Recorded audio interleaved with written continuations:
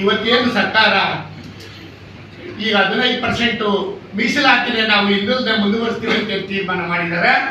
ಆ ಮೀಸಲಾತಿಯಲ್ಲಿ ನಮಗೆ 3 ಆಯೋಗಗಳು ಏನು, ನಾಗಮೋಹನ್ ದಾಸ್ ಸದಾಶಿವ ಆಯೋಗ, ಮಾಧುಸ್ವಾಮಿ ಆಯೋಗ ಏನು 6% ಕೊಟ್ಟಿದೆ, ನಮ್ಗೆ 6% ಸಂಪೂರ್ಣವಾಗಿ ಒಳ ಮೀಸಲಾತಿ ಕೊಟ್ಬಿಟ್ಟು ಇದು 9% 15% ಇರ್ಬೋದು ಅಥವಾ 9% ಯಾರು ಕೊಟ್ಕೊಳ್ಳಿ, ಅದಕ್ಕೆ ನಮ್ಗೆ ಅಡ್ಡಿ ಇಲ್ಲ.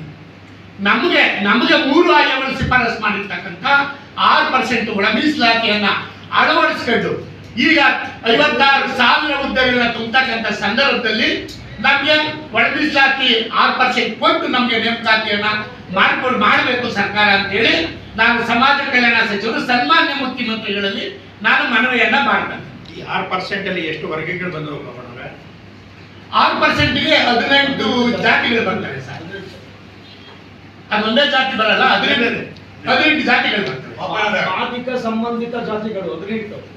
ಈಗ 56,000 ನೇಮಕಾತಿ ಮಾಡ್ತಾರೆ ನಂಬಿಕೆ ಇದೆ ನಿಮಗೆ ಸರ್? ನಾವು ನಂಬಿಕೆ ಇಟ್ಕೊಂಡಿವಿ ಸರ್, ಇನ್ನು ವಿಶ್ವಾಸ ಇಟ್ಕೊಂಡಿವಿ ಸರ್, ಇನ್ನು ವಿಶ್ವಾಸ ಇಟ್ಕೊಂಡೆ ಬರ್ತಿದೀವಿ ಸರ್.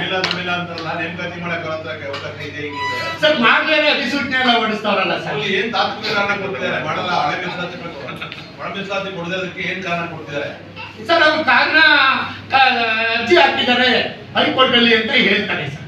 ಹೈಕೋರ್ಟ್ ಅಲ್ಲಿ ಒಂದು ರಿಟ್ ಪಿಟಿಷನ್ ಇದೆ, ಹಲವಾರು ಹೇಳೋದು ಬೇರೆದು ಒಂದಿದೆ ಸರ್. ಅವರೇನು ತಡೆ ಕೊಟ್ಟಿಲ್ಲ ಸರ್. ಅಡ್ವೊಕೇಟ್ ಜನರಲ್ ಸಂಪುಟ ಸಭೆಯಲ್ಲಿ ಹೇಳವ್ರೆ ಸರ್, ಅದಕ್ಕೆ ತಡೆ ಕೊಟ್ಟಿಲ್ಲ.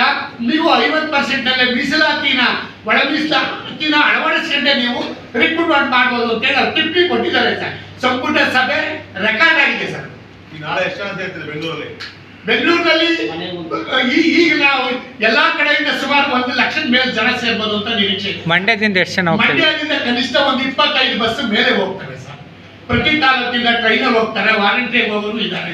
ಹಾಗಾಗಿ ವೆಹಿಕಲ್ಗಳು ಕೂಡ ನಾವು ಒಂದು 25 ವೆಹಿಕಲ್ಗೆ ನಾವೆಲ್ಲ ವ್ಯವಸ್ಥೆ ಮಾಡ್ಕೊಂಡಿದೀವಿ ಸರ್. ವಾರಂಟಿಯಾಗಿ ನಮ್ಮ ಸಮುದಾಯದವರೇ ಎಲ್ಲಾ ಮುಖಂಡರುಗಳೇ ಹಳ್ಳಿಗಳಲ್ಲಿ ಅವರವರೇ ಮಾಡ್ಕೊಂಡಿದ್ದಾರೆ. ಯಾರೇನೋ ನಮ್ಗೆ ಯಾರು ಡೊನೇಟ್ ಮಾಡಿಲ್ಲ, ನಾವೇನು ಇನ್ನೊಂದು ಮಾಡಿಲ್ಲ. ನಿಮ್ಮ ಹೋರಾಟಕ್ಕೆ ಎಸ್ಟಿಗಳ ಬೆಂಬಲ ಸಿಕ್ಕಿದ್ಯಾ? ಖಂಡಿತ ಸಿಗ್ಲಬೇಕು. 56% ನಲ್ಲಿ ಎಸ್ಟಿಗೂ 4%.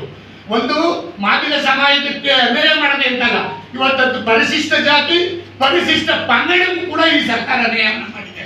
ಅವರು 56% ಕೊಡೋದ್ರಲ್ಲಿ ಅವ್ರಿಗೂ 4% ಕೊಡ್ತಾರೆ. ಹೆಂಗೂ ಆಗುತ್ತದೋ